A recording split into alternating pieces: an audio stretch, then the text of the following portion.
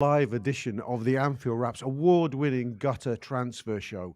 That's a long-winded title, isn't it, Neil? I've just come up with there But if for you us. win the awards, you've Yeah. got to mention the awards. We might win one live on the show as it happens. Somebody might message in and giving us another award, as we actually go. That'd be very, very exciting. We will report it as it breaks. But we're going to kick off a show in our normal way. If I can try and keep calm under these live conditions, Neil, it's proving testing for me already. I want to start off with a very, very hot off the press transfer link, which emerged in Twitter, in the Twitterverse yesterday. Tancredi Palmieri, I think he might be plying his trade at Tutto Mercato, who are a very interesting Italian outlet. And he said yesterday that Liverpool are expressing an interest in signing Paulo Dybala at the end of the season and are set to open talks over a deal. The report states that Liverpool have been keeping tabs on Dybala's situation at Juve for some time with a view to possibly making a move. Dybala's current deal with Juventus expires at the end of the season, with the report claiming that Liverpool are considering signing the international on a free transfer. Wow, that is very exciting, isn't it, Josh? He's a big name player, and we love big name players here at the award-winning Gutter. We do love big name players here at the award-winning Gutter, and it is a big name. It's an exciting one, isn't it? It's the sort of player who Liverpool have been linked with for a couple of years now, and it's one of them where when Liverpool were first linked with him, you're dead excited about him. You've not sort of seen much of him in Serie A and that kind of thing, but you see these screamers that he's been scoring for Palermo at the time, and he gets his big move to Juventus. And since he's been at Juventus, there's probably been a little bit less sort of heard and seen about him, because I think he's had some issues with injuries and that kind of thing. But he's obviously a player who's still got bags of talent and bags of potential there, and where better to realise that than the Liverpool Football Club at the moment. It's interesting, Adam, that they've let his contract run down. I mean, I don't know much about the background on this one, whether he's just decided he doesn't want to stay at Juventus, or they've not offered him the right deal. But it's rare that a player with this kind of profile becomes available for nothing, apart from Kylian Mbappe, who's available for nothing. But let's park him for a minute, that big profile guy. I mean, what do you make of all this? I'm a little bit confused by it, and if I'm totally honest, I'm a little bit less enthused by it than others are, because unless I'm getting the wrong guy, isn't he 29 this year? He's only recently 28. Let's not put a year on him yet. Yes, well, yeah, but okay, so 29. But at the end of if we're talking about signing him at the end of this season, means he's going to start at the beginning of next season, September. His birthday's in November. We're basically signing a 29-year-old. I just don't. That's just not. I don't really understand why that's something that we'd want. I thought the idea was that Jurgen Klopp was going to try and sort of set things up for whoever it is that does eventually come over in to overtake him, not buy a load of pensioners effectively for whoever comes in next. Like, it's just look, he's a really exciting footballer, of course he is, and you've got to get excited about being linked with that sort of person. But when they're as old as all that, in footballing terms, obviously I'm 40 this year, I can't talk, but just in footballing terms, it just doesn't excite me. I'm really sorry, Rob. Oh dear, Adam's really pissed on my fireworks here. But he can't look at fireworks without pissing on them. Cannot look at fireworks without pissing on them. We did sign 29-year-old Thiago Alcantara quite recently, and I would take the injured fella. You mean? Adam, you've had your turn. Be quiet now, please. We're live. We're not going to win awards. Yeah, the injured fella. But I mean, at the end of the day, Adam says, Neil, that Klopp is building for his successors team. I think Klopp might go, do you think I'm crazy, man? I'm building actually for winning in the here and now. And an elite player like Paulo Dybala for nothing is interesting to me. But I think you can. I think there's a you can have both line on this. For me, I think it's a really interesting link. The contract being up, that I think is the really fascinating thing. There's this thing, the idea that Firmino might be going, that won't go away. So Barcelona, this window happens, and then that's come back again recently, that Firmino might go to Barcelona in the summer, and there's mooted stuff around a fee. I can see Liverpool having an attitude of we bring in, effectively, if we want to let Firmino go for whatever reason, rather than give him a new deal, because he's also one whose contract's up in 2023. I think there's a really clear sort of thing that may happen where Jota is Jotering at the moment. Yeah. We want Salah to sign a new deal, but to get him to sign a new deal, we're not going to end up saying to Salah, it's going to be you and loads of lads who are going to peak when you're 33. Yeah. We've got to be able to say, we want to win now. So I think the idea of you let Firmino go, you replace him with this lad in on a free. You probably the wages will be about the same. I suspect you might have to give this lad a signing on fee, but you sell Firmino for an actual fee. At which point you might have some more money to knock around. And this lad, the profile of Dybala and the way in which he plays the game, there are similarities to Firmino. Is he the same pressing machine and monster that we think that Firmino is? Possibly not, but it might be that that's something we're prepared to sort of compromise on. And then, it's worth saying Firmino, I take Adam's point on he's going to turn 29, but Firmino is going to turn 31. So if the next contract we give Firmino is the last one we can give him, unless we're going to get him on the year-by-year deal, which I still think is also possible. My point here is that this isn't to say I think we will definitely get Dybala or that we will definitely sell Firmino, but it wouldn't surprise me if Liverpool are on a bit of a journey where what they're thinking is, imagine moving 3 years down the line, get Dybala in on a 3 or 4 year deal, move 3 years down the line. You've got a sense of who you're replacing when, where, how good Harvey Elliott is, how good Jones is, how good Cade Gordon is. And all of that then moves you into a next phase. So I think the idea of it's very short-termist, I actually think it's quite medium-termist. So I understand the short-termist critique, I really do. And if we were to do something like this, I would get it. But for me, this is quite a medium-term move from Liverpool, where it means that going forward into next season, presuming Salah and Mane stay, you'd be picking, again, 3 from 4, where your 4th is Dybala. You've got Jota in there. You might look to bring another one in alongside that as well, who gets to challenge.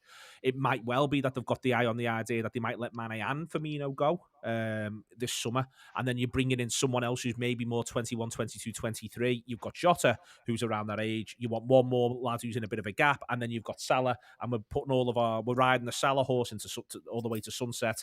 And we're putting the other ones around him. Do you know what I mean? I can see how from a squad building point of view. And then, as I say, you've got Gordon, you've got maybe if you do the lad from Fulham, he's another one who's then going to be coming to the boil as well. And I think it's all a little bit of that Liverpool are going for, if this is a thing. And I think, and the monitoring thing, there's loads of people getting annoyed about the monitor players.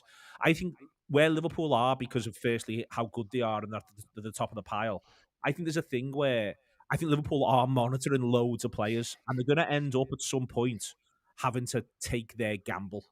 Like, they're going to have to put the chips somewhere, and I think they've actually been a little bit reluctant to put the chips anywhere. But I think at some point you've got to put your chips somewhere, and so it could be that this is one of the things they might put the chips on. Yeah, I'm with Neil on this one, Josh. I mean, I'm with the medium-term view. I think we're sometimes a bit quick to write off footballers, as I'm talking about I'm talking about Adam Smith here, who's writing off a 29-year-old man has finished. But, I mean, everyone's going to... I think elite footballers have shown they can do bits well into their 30s. If you buy Paulo Dybala, he's 28, not 29. I have to take Adam's, but he's 28 and 2/3, I think, by the time we buy him.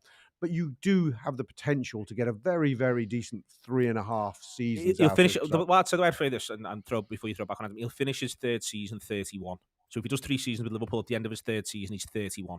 Yeah, which is not pensionable, So Josh, and I think it's a reasonable possibility that this is a live link for Liverpool.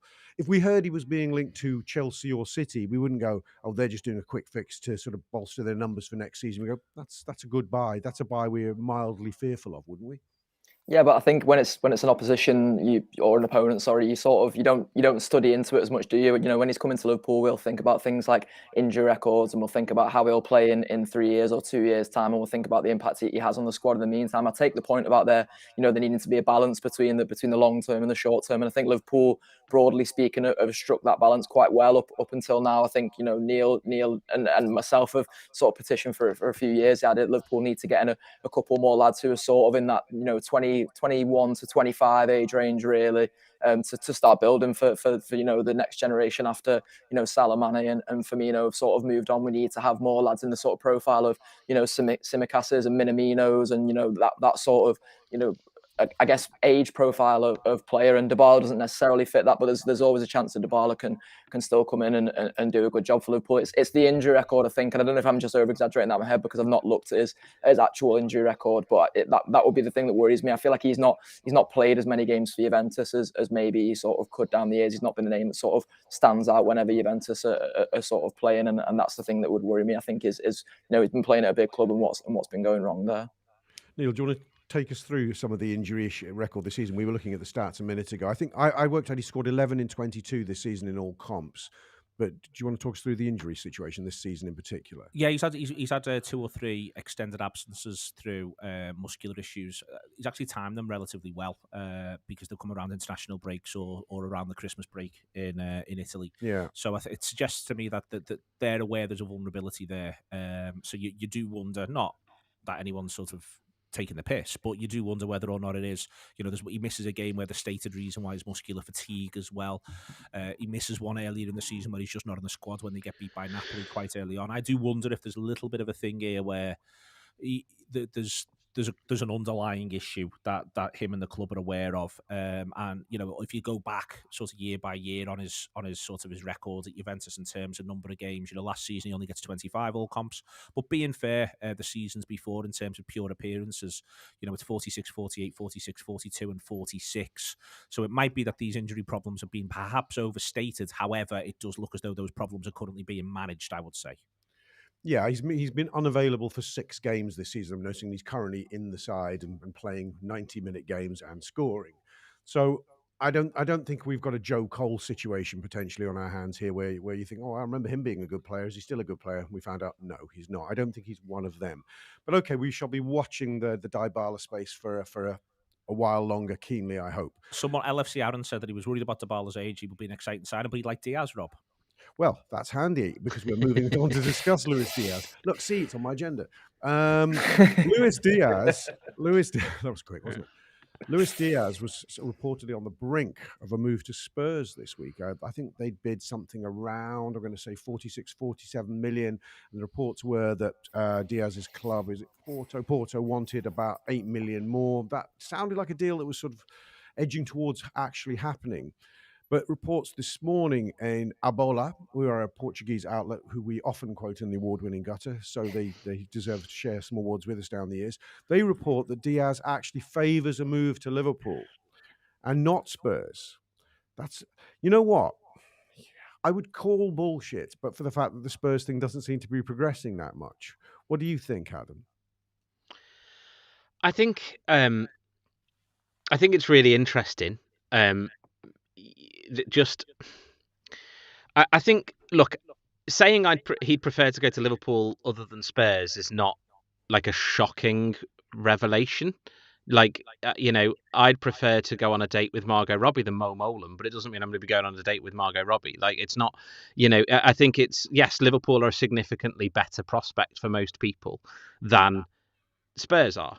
Even under Antonio Conte, even with everything that's going on. I mean, there's a very real chance they won't be playing Champions League football next season. So I'm not overly surprised that a really talented footballer playing at currently playing at a club that does play Champions League, even if they don't realistically have a chance of winning it, is still always going to be, he's not going to want to leave there to go and play at a club that isn't playing Champions League. So it might well be a case of him sort of hedging his bets a little bit and sort of saying, okay, thanks very much. I'm going to, maybe I'll go to Spurs. Let's see what happens at the end of the season if you finish top 4. But right now, I'm going to say I want to play for Liverpool because Liverpool are a title challenging, Champions League challenging football team, which Spurs just aren't going to be. For me, that's, if you're Diaz, you don't need to rush this move. You can do the rest of the season at Porto, and I think Adam's absolutely right. It could well be it's a very different conversation if in the summer Spurs come in and Diaz finds himself, without Liverpool, for instance, being a suitor, but Spurs have got Champions League in the meantime, and he might say, you know what, then I'll do that one then. I think if you are Diaz, you get to have the idea that you can wait a tiny little bit, and I think that's what you're going to get from this. So I think you've got to be careful that it may well be that he's had the impression Liverpool are interested in. Again, this is back to the monitoring thing, and I do know why it does people's heads in. But I think Liverpool feel as though it's a certain sort of type of player. They haven't quite got the pick, but they're not that far away from it. If it's likely to be the case that no bigger club will come in for Luis Diaz than Liverpool Football Club if Liverpool Football Club were to do it. And I think we've got to bear that in mind a little bit of times. Now, where I think this is difficult and where I don't envy Julian Ward or Michael Edwards as still there, or Jurgen Klopp or Mike Gordon, is at times one of the worst things that can happen to you in your life is too much choice. You know what I mean? You can end up with doing your own head in because you feel as though you can always feel as though you're gonna move in the wrong direction or something like that. What I think Liverpool have done really well is limit choice, but maybe just maybe at the minute there is sort of there's a lot of players who haven't moved for a while for a variety of reasons. Liverpool just end with a bit too much choice, and that can become something that creates inertia in some organisations, and it's when Liverpool were buying Salah, when Liverpool were buying Mane, Rob, they weren't top of the tree. And now, broadly speaking, they are top of the tree. And they've got issues around that. They're not quite the same as City, as we know, for all the obvious reasons, or the same as Chelsea, or even the same as the way in which Madrid spend. They're in a different ecosystem as well to Bayern Munich, who very much buy from the German market on the whole. So, they're not, it's not, I'm not saying that they're the absolute, that they go and get any player at any price or anything like that. But Liverpool are in a situation where they've got to get the choices right because the money matters to them. They can't just make mistakes. But they're also in a position where, within reason, most choices are live ones for Liverpool. Diaz could be one. It might be that Liverpool might be sort of tipping the wing, saying, hang on till the summer. But then it might come to the summer, and Liverpool go, no, we were never that interested anyway. Yeah, I'm fascinated with these kind of players when we're linked to them or involved in supposed transfer tussles for them, Josh. Just what is the quality of the player in question? I remember the Nicola Pepe one. Do you remember from a couple of years ago, who he ended up at Arsenal for a very, very big fee? 70 million. Yeah, a very, very big fee. Liverpool were very closely linked with him. I have no idea whether it was credible or not, Liverpool's interest. But he had a good season. His underlying numbers were good. But then again, it was in the French league. Now, Luis Diaz, I don't know, is he another Nicola Pepe or is he the real deal? The one thing we do have as evidence of his quality is he's played in the Champions League, which Nicola Pepe I don't think had done at all then. What's your estimation of Luis Diaz's quality? Are we going to be talking about this boy as one of, a Europe top 20 forward or top 10 forward in a couple of years? What do you think? It's hard to know, really, isn't it? He would come in as sort of a bit of an unknown quantity, I think, in terms of the sort of, there'd be a bit of that Nicola Pepe factor about him. I think with those types of players, particularly when they come on big fees, you're bound to have high expectations for them. I just wonder whether Luis Diaz feels like one to me, similar to sort of Donyell Marlon when we were talking about that in the summer, whether there's just a stepping stone sort of club. And I don't mean to put any disrespect on Borussia Dortmund, but Borussia Dortmund have obviously made a model of their transfers down the years where they have almost been a bit of a stepping stone club for players to go on to sort of bigger and better things, and that's a model which has been successful for them. And I just wonder whether they would benefit maybe from a Luis Diaz, and then he can move on to a bigger club. Thank you, Stephen Canning. And I just wonder whether that is the case. Canning. Josh is looking hot. Can I just confirm? Breaking: Josh is looking hot. Hot. This what the Emmy are after, Rob. The Emmys will be watching this and giving us the awards for this kind of thing. Yeah, to me, he just feels like he's another move away from Liverpool, and that seems like a strange thing to say because as we've talked about his release clause, looking at sort of the 60-70 million range, it feels strange that he would need a stepping stone club to be going for that sort of money. But it feels to me like he's probably another move away from Liverpool. But then again, I feel like I say every time I'm on these shows, there's no better place to develop in world football than Liverpool Football Club, and I genuinely believe that. So if we were to sign him, then I'd be massively confident of him becoming a success, top 20 forwards in the world. I guess that remains to be seen. Excellent. We're going to a break here, Neil? Yeah, we've got a couple of inserts. There's me talking to Pat Nevin about his excellent book, The Accidental Footballer. There's also me talking to Charlie from Lewis about the Women's FA Cup prize money. A pleasure to speak to both of them, an absolute pleasure. So now you're going to get to hear them. If you're on the podcast, it's going to be me and Pat, and then me and Charlie. And then we'll be back to have more gutter immediately after all of this. Andy, I've already written it down. I'm going to hit the mark I've written down absolutely perfectly. Don't you worry, mate. 1826, and we're back. It is the gutter, Rob. You enjoying yourself? It was very quick, wasn't it, the transition? Yes, Jesus Christ. It's as though time stood still for me in that transition. It's quite an unnerving experience, I suppose. Yeah. Right. So to recompose here, the next person I'm going to talk about on the gutter. What's he doing? Pulling fake? It's at me. Don't you worry about you. For fuck's sake here. It's all going terribly wrong. No, it's not. Of these links we've been talking about on this show, we've talked about Dybala earlier and Luis Diaz. This is the one which will, I think, excite the least, unfortunately, because of the age of the player, but I think the one that's most credible. And it's the reports that Liverpool are keeping tabs on Fulham's young attacking midfielder, Fabio Carvalho. He's out of contract this summer. He ticks boxes for LFC in terms of age profile and being homegrown, says James Pearce. Now, I think Carvalho he is Portuguese, but I think because he's been through Fulham's youth system, Fulham's much vaunted youth system, that he qualifies as homegrown. He's also played for England as well, which helps. Yeah, playing for England definitely qualifies you as being homegrown. A number of clubs are reportedly interested in him, but Liverpool have supposedly scouted him extensively, and the scout reports are described as glowing. He's a really, really interesting one, Adam. I think. I was excited. I looked at his YouTube, saw him banging in goals. He's having a hell of a breakout season in the Championship this year. He's 20, and I'm thinking Harvey Elliott's still younger than him. He's 19. He's 19. He's 19. Okay, Harvey Elliott's still younger than him, though.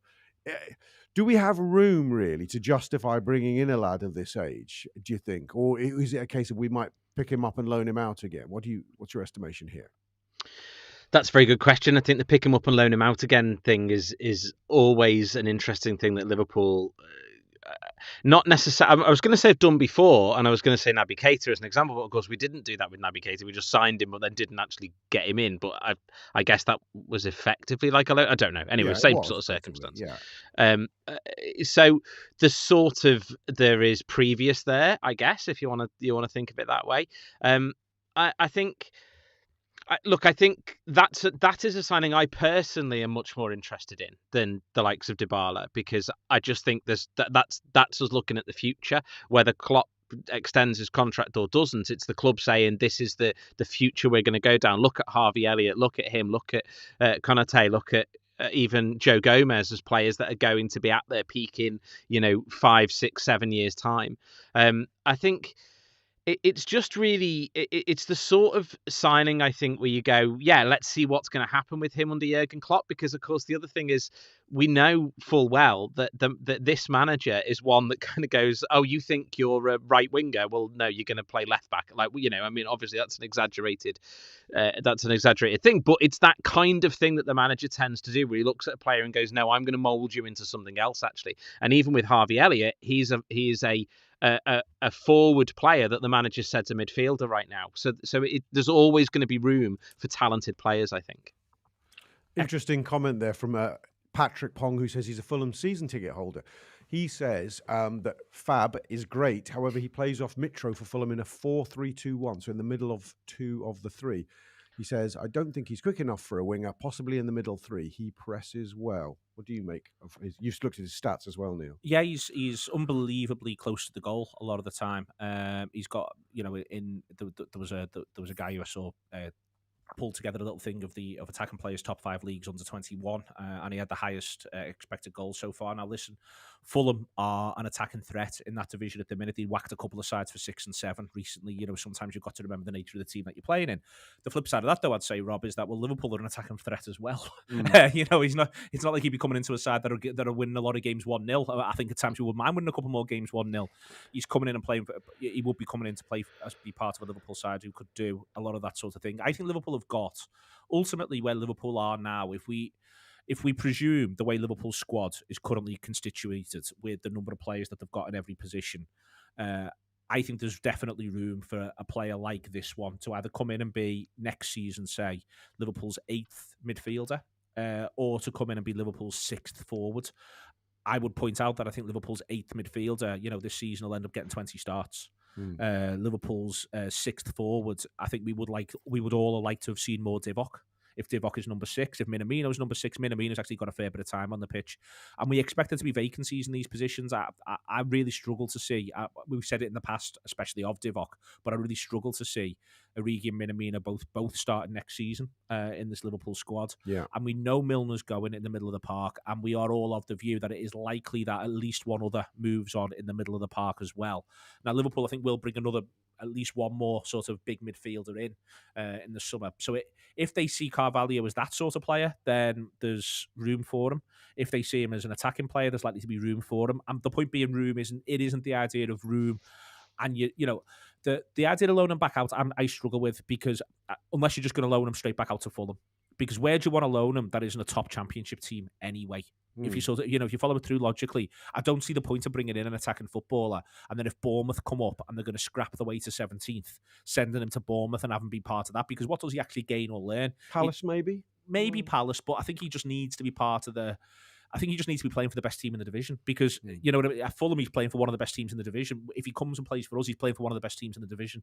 And I think that comes with its own pressures. You know, if you're Carvalho, the expectation on you is score and create. There's no hiding places at the level he's currently at. If he plays for us, it's the same expectation. So I think there could well be something in a general sense, but I also think there's plenty of room for him to become the player Liverpool want him to become, whether that is, as Patrick was saying, a player in Klopp's 4-3-3 who'd be in the centre of the midfield, or if that's a player who would be in the attacking sort of part. And I think it is likely that as we imagine how Liverpool remodel their midfield in the summer, it's likely they're going to be looking for more attacking midfielders, though I wouldn't mind them buying a pure number, somebody who's quite close to a pure number 6 as well. When you say you think you can see us buying attacking midfielders, is this because we think we could lose at least 2 out of Firmino, Chamberlain and Keita? And Minamino. And Milner. I think there's a thing with Milner where, because he's old, effectively, and he's a scrapper, in our heads, we've got him like he plays at the base of the midfield. He doesn't. No. He's constantly on that left-hand side, overlapping for Liverpool, looking to create. The goal at Watford is a great example of what he does. So I don't, I think there is going to be, at the minute, Liverpool, and it is something for them to think about, but Liverpool, if, for instance, Chamberlain does move on, which I think is quite possible in the summer for a variety of reasons, there's a vacancy, and I think that you can go through the options and you can maybe say, well, you'd release Jones more, which I think, could happen. But it seems to me Liverpool are quite determined, and I think they actually get the better consistency of performances out of Jones, where they use him not dissimilar to how they use Wijnaldum in seasons gone by. But you never know, and you never know how Liverpool envisage a footballer. We didn't see, effectively, Diogo Jota as the second coming of Bob Latchford. Liverpool have got their own sense, one for the teenagers. Liverpool have got their own sense of how that works. I like Nandan's shout, by the way, in the comments there about Isaac from Real Sociedad. I like him a lot. But there is, for me, that this is where it's quite, let's see. But I think there could really be something in this. And if there is, I wouldn't be averse to Liverpool getting it done this January. Okay, we shall continue to watch that space. I want to finish on one which is hugely speculative. It's more on my wish list. It's close to your heart. It's more, yeah. This is a young man who I've ever watched the progress of over the last couple of years. He has a lot of injuries. He's now back fit and firing, and he's in the Arsenal team. It's Martinelli I'm talking about. I thought he was absolutely outstanding against Liverpool in that second leg. I think the boy is a frightening talent. Is he? I know Klopp. We know Klopp likes him, actually, Josh, don't we? Because he's actually spoken about him a lot. I know Liverpool were linked with him maybe 18 months or so ago. Is he someone you think Liverpool would try and prize from Arsenal? He's not on a lot of money, by the way.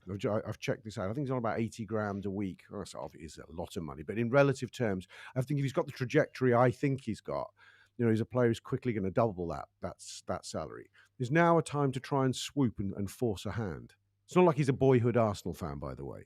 No, Rob, he's one that I'm as excited about as you are. I think it was in one of the Anfield Wrap group chats. So over maybe a couple of weeks ago when Arsenal were playing Man City, actually sort of people comparing him to almost Suarez in terms of that edge that he plays with on the pitch. And I noticed that from, when I think it was the Carabao Cup game that went to penalties at Anfield, the one that Curtis Jones, the hero for, Martinelli in that game, absolutely, tore our defence apart, and that was a defence that included Joe Gomez at the time. It it wasn't any sort of great shakes, but that night at Anfield, he was by a mile, the best player, arguably one of the best players on the pitch, and he's only sort of grown since then. And he does play with a bit of that edge, which you like to see, and he can clearly score a goal. He's got a sort of eye for that. He's got an eye for a pass. I think there's been a few games where there's probably, you want some of the sort of darker arts of him to come out a bit more. I think I watched the Nottingham Forest game in particular and thought he was really disappointing in that game, when he maybe just needed to be a little bit more needly, maybe needed to hold the ball a bit better and just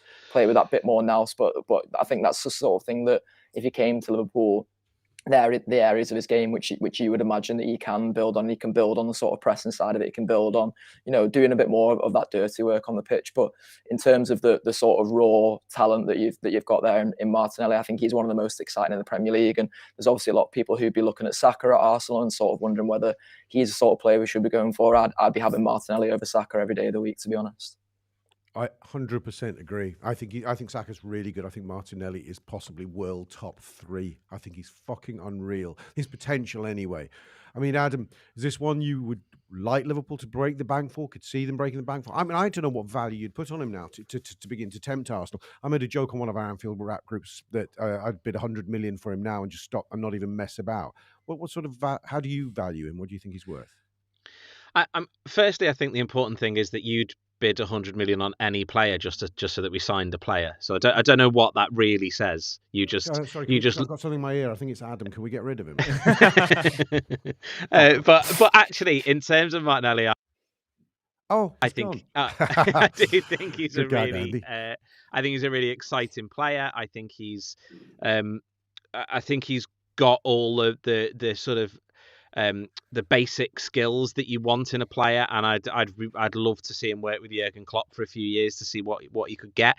I think at this stage we don't really know what sort of manager Arteta's going to go on to become, but we do know right now that Jurgen Klopp is, in my opinion, the best manager in the world, and getting a player like him with his skill set to be able to work with him and develop as a player would be thrilling to watch. And he's not in, I think, that age bracket that Neil particularly likes, where it's a few years older, but he is in that age bracket where you're going, you've got the best of your career ahead of you, unlike other players that we've talked about on this show.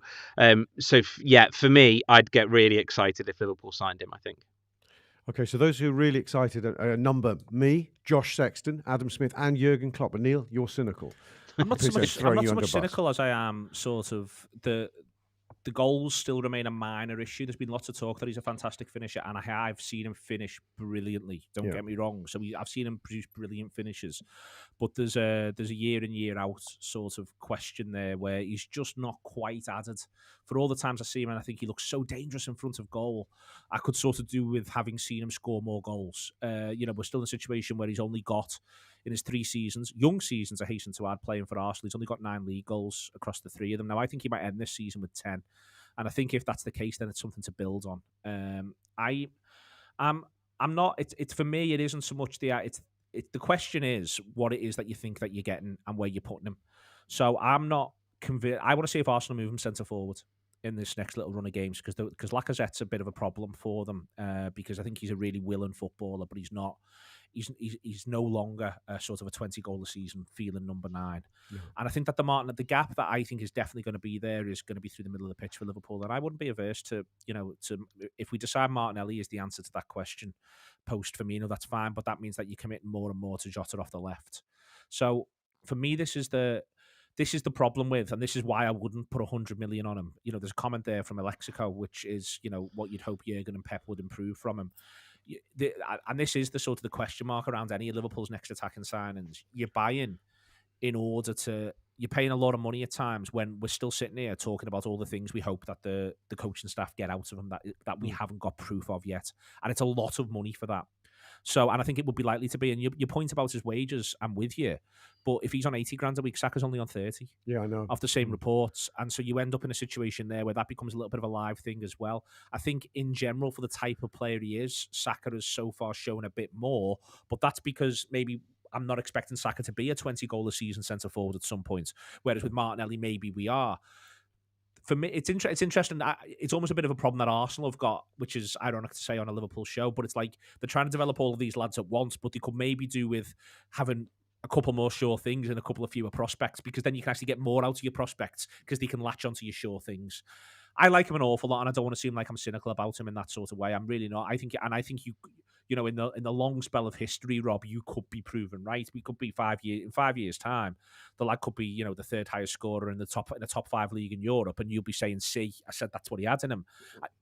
So I don't think you're wrong. I just think that there's a lot of steps between here and there. And then again, to this idea of Liverpool having to make these decisions, it's then, well, if there's a lot of steps between here and there, what are we prepared to sacrifice to help him make those steps? Are we prepared to see less Sadio Mane and less Diogo Jota if we think he plays off the left? Are we prepared to say Roberto Firmino goes if we think he's going to play through the middle for us? You know, so where are we in where we are with his progress? And I think that's, firstly, I think that's a conversation that if there is any truth in the Liverpool stuff, that's where we are. But the fact that Klopp talks about him like that, in a way he talks about so few players, to me suggests that Liverpool are very, very into him, because Klopp just doesn't do that. So I mean, he respects and admires a lot of footballers, but he doesn't go that far for many. No, I mean, he took halfway through a question about Liverpool in the throes of ecstasy, having seen us beaten Arsenal and reach the final. He what's the word? He tailed off to go, by the way, Martinelli, wow, what a player. I think Martinelli is ready. He's an unusual. Most of the time we're talking about 20-year-olds, 21-year-olds. We're going, yeah, we can see him getting some games there, bedding in there, being covered for so-and-so. With Martinelli, he is absolutely box fresh, ready to go, plug and play. He's very, very good. I mean, he could, to my mind, he could have Sadio Mane now. I take the point about goals. To me, some of his body shape and the way he stands up a football, he reminds me of a young Fernando Torres. I mean, I suppose I just think it's off the charts with the boy's potential. Somebody said in the comments that he's only got 18 months on his contract. I don't think that's right, because otherwise I'd be even more excited about it. So I think he goes to 2025. But that's, because if you only had 18 months, 2024. What year are we now? 2022, so it's 18 months. You've missed a year moving on, yeah. Oh, fair. Time flies, doesn't it?